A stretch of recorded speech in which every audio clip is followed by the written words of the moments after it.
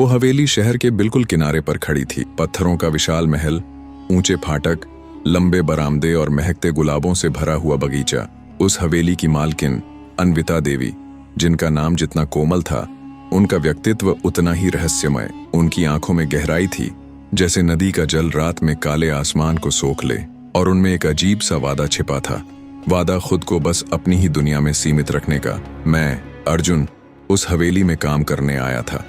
मेरे लिए यह नौकरी किसी वरदान से कम नहीं थी, लेकिन जल्द ही मुझे समझ आया कि यह हवेली सिर्फ पत्थरों से नहीं बनी है, बल्कि यहाँ अनकहे नियम और वर्जनाएं भी दीवारों की तरह खड़ी हैं। सबसे पहला और सबसे अजीब नियम मालकिन ने खुद कहा था, देखो जितना चाहो पर छूना मत। उस पल मुझे समझ नहीं आया कि यह आदेश था या किसी गुप्त वादा टूटने का डर, पर धीरे धीरे उस हुक से बंधी मेरी हर सांस उसी नियम में कैद हो गई। पहली बार जब मालकिन को मैंने देखा, वे हवेली के बरामदे में खड़ी थीं।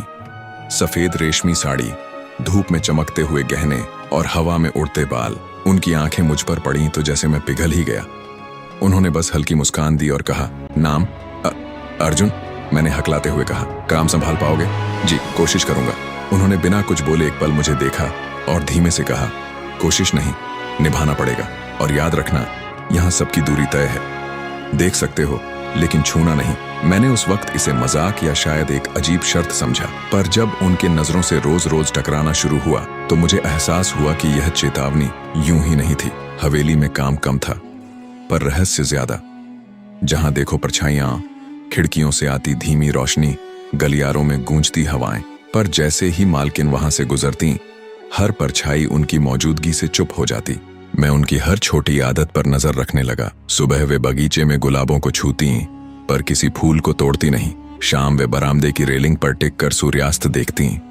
रात को हवेली की ऊंची खिड़की से झांकती, मानो सितारों से बातें कर रही हों। कभी कभी मुझे लगता मैं सिर्फ उनका नौकर नहीं, बल्कि उनका अदृश्य प्रहरी हूं, जो चाहता है कि उनकी हर धड़कन अपने सीने में महसूस करूं। पर उनके शब्द मेरे कानों में गूंजते रहते, देखो जितना चाहो पर छूना मत। धीरे धीरे हमारी खामोशियां संवाद बनने लगीं।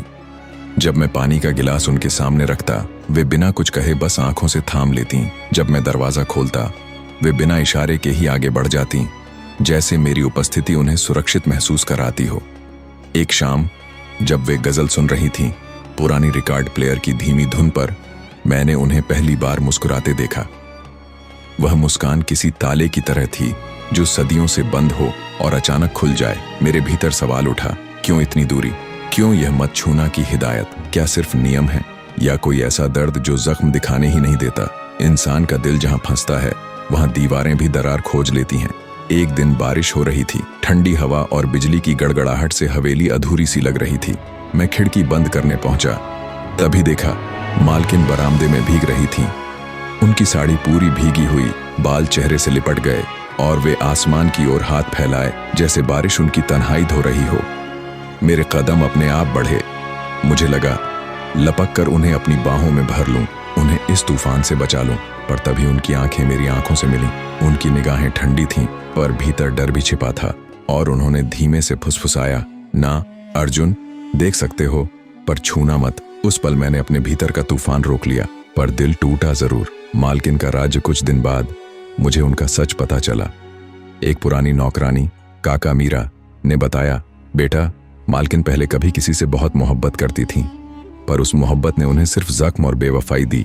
तब से उन्होंने कसम खा रखी है, अब कोई मर्द उनके पास आएगा तो वो सिर्फ देखेगा, छुएगा नहीं। वे अपने दिल के दरवाजे कभी नहीं खोलेंगी। ये सुनकर मेरी रूह कांप गई। मुझे समझ आया, उनकी चेतावनी उनके अहम से नहीं, बल्कि टूटी हुई यादों से है। वे डरती हैं कि कोई अगर उन्हें छू लेगा तो शायद वे फिर टूट जाएंगी। नजदीकियां पर दिल को कौन समझाए। अब हमारी खामोशी और गहरी होने लगी।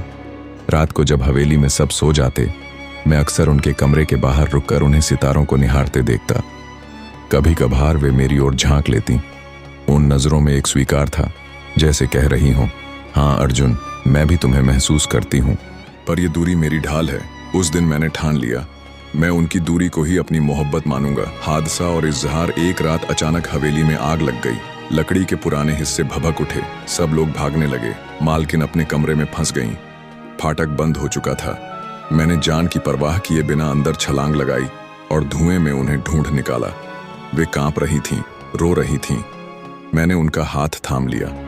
पहली बार उनकी उंगलियां मेरी उंगलियों में आईं। वे चौंक गईं, पर इस बार उन्होंने हाथ नहीं छोड़ा। मैंने उन्हें आग से बाहर निकाला और बाहर आकर वे मेरी छाती से टिक गईं। धीमे स्वर में बोली, अर्जुन, तुमने मेरी सबसे बड़ी दीवार तोड़ दी। मैंने कहा था छूना मत, पर अब समझ आया, कभी कभी छूने से ही जिंदगी मिलती है। नया सवेरा, आग बुझ गई, लेकिन हवेली का एक हिस्सा राख हो गया। पर मेरे और मालकिन के बीच की दूरी भी राख हो गई। अब उनकी आंखों में डर नहीं था, उनमें भरोसा था। उन्होंने कहा, अर्जुन, अब मुझे छूने से डर नहीं लगता, अब मुझे खोने से डर लगता है। और यही मेरी जीत थी। मैंने उनके हाथ को थामा और वादा किया, अब आपकी दुनिया, आपकी मोहब्बत और आपके जख्म सब मेरे हैं, कभी छोड़ूंगा नहीं।